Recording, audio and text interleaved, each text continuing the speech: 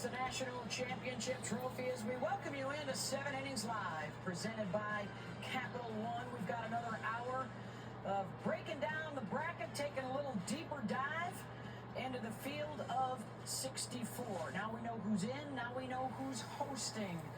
14 teams from the SEC. That Welcome to the 7 Innings Live. They claim 7 of the top 8 national seeds. They all could be hosting super regionals. Oklahoma, they've won 4 in a row, 6 of the last 8. A dynasty that has been so strong. It's got a whole new look this year. The numbers look the same. Will they get the same result?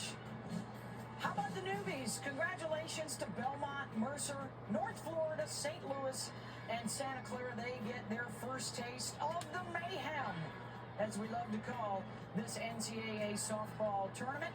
They are all Draw an oval shape for the body, semicircles for the... Breathe a sigh of relief and now get to practice. Georgia Tech, Indiana, Northwestern, and Washington. They all get into the field. So here's a look at your top 8 seeds. First time in history, it's Texas A&M. The number 1 seed has won the national championship 8 times in 21 years. So it is not a done deal for the top dogs. And there you take a look at the strength of the Southeastern Conference.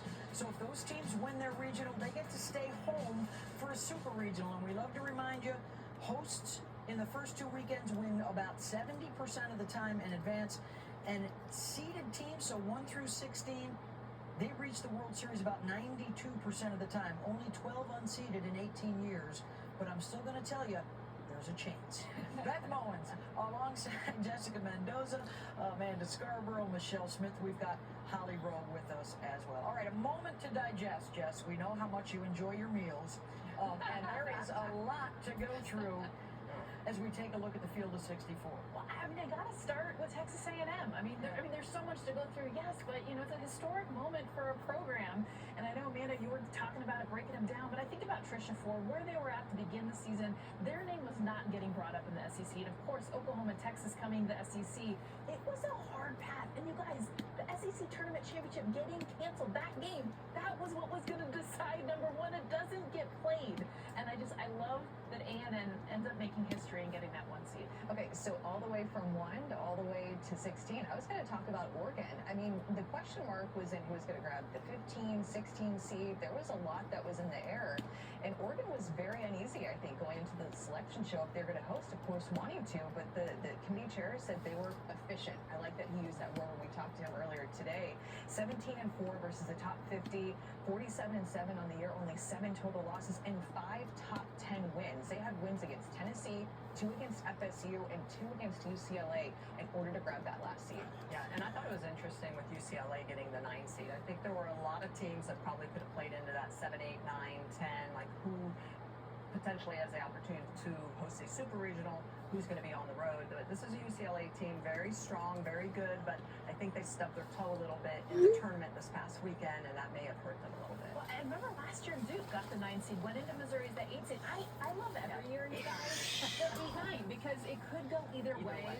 I didn't see Upset if you're that. the 9 seed because you wanted to stay home, but we've also seen that 9 seed have a lot of success being able to Your go beard. away and get the Women's Club World Series. And the committee, they talked more about competitive balance this year. You'll note, too, for the first time, they've seeded 1, 2, 3, and 4 in each region. So you have a kind of a better idea of how they put the bracket together. The other, I think, big story, and we'll take a little deeper dive into this as the show moves on, but how the offenses have kind of handled the pitchers this year. Yeah, we on ESPN2 for this. I know it was yesterday. Are we going to see sort of a return to the ace out there, Ken? Because you can win, you can go 10-0. And have an ace throw a lot of those pitches. Yeah, and I think we'll probably see that. I think it was hard for a lot of coaches this year who had maybe a midweek matchup. They didn't want to throw their ace. They wanted to throw their 2 or 3, potentially take a loss, because there was so much parity this year. But I think with everything on the line now, I think the aces will start to reemerge a little bit more. But I will say, I think when offense starts to get involved, it just causes the craziness. When you have a consistent ace in the circle, that causes just the overall consistency and high chance to win. But with all the offense, I think that's why there's been no real dominant team this year, the one that everybody is talking about. And why it seemed like the number 1 seed, all the top 4, top 8 seeds were up for grabs. With all this offense, it's hard to put away. But I mean, pitching's been down this year. I mean, you look at the numbers, like we've seen historic offensive numbers. Something crazy in there, isn't it? Through the roof, and we So have seen funny in aces, here. but they stubbed their toe. They haven't been consistent.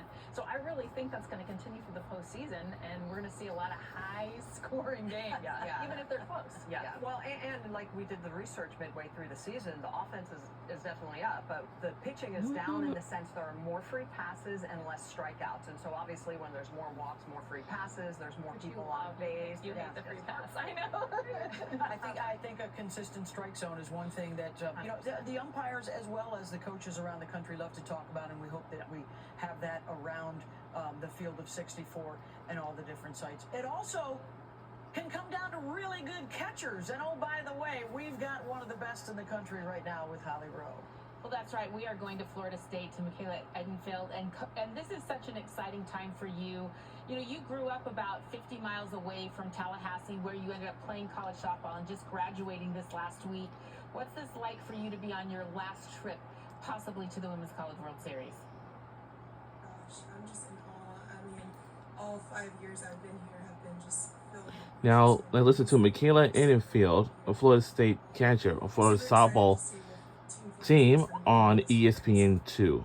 And this is her last season. This season, you win the ACC, but you had to do it while your beloved coach Let's Lonnie listen Alvey has in been battling on breast cancer. ESPN2. How have you and the community and the team and really the entire softball world put your arms around her and not only helped her through this time, but continued winning on the field?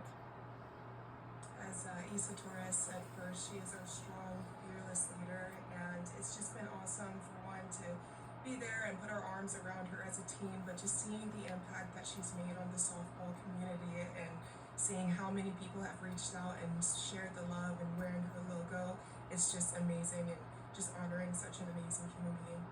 Sharing the love, tell me what will be important for your team to be celebrating and hugging on each other and loving at the end of the World Series. What will it take to be special this season?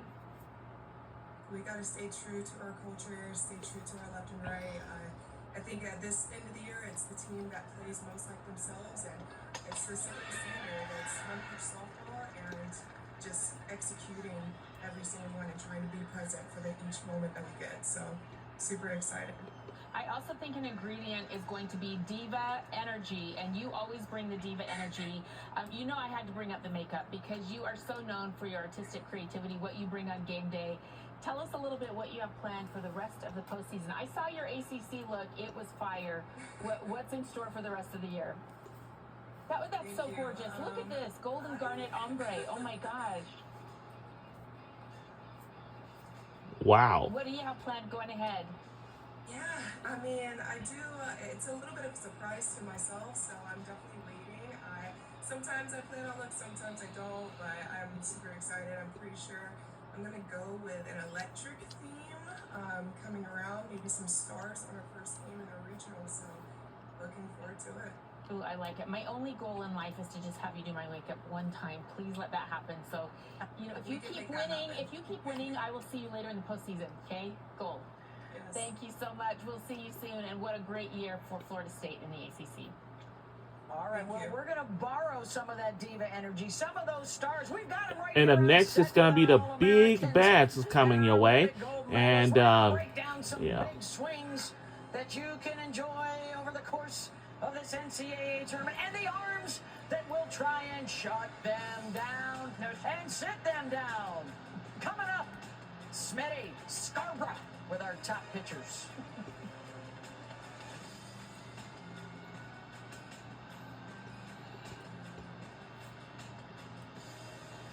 We'll be right back on ESPN2.